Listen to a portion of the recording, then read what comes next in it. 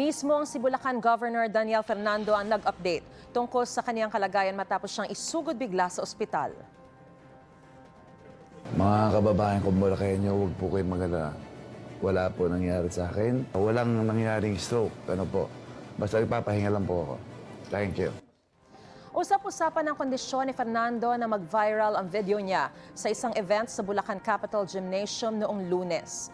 Nakangiti pa si Fernando nang tawagin siya para magtalumpati pero tila hindi makapagsalita ng maayos ang gobernador. Pagkatapos meron siyang sinenyasan at agad siyang nilapitan ni Vice Governor Alex Castro. Maya-maya pa inalalaya ni Castro si Fernando paalis sa gymnasium. Nang tanungin kahapon si Vice Governor Castro tungkol sa nangyari, sinabi raw ng gobernador na pagod na siya kaya pinagpapahinga muna. Sa isang pahayag, sinabi ng Bulacan Provincial Public Affairs Offices na agad dinala sa ospital si Fernando. Inilabas din nila ang medical bulletin mula sa doktor ni Fernando kung saan nakasaad na matinding pagod at dehydration ang dahilan ng irregular na kilos ni Fernando.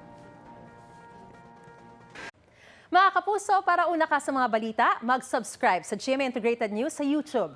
Sa mga kapuso abroad, subaybayan niyo po kami sa GMA Pinoy TV at sa www.gmanews.tv.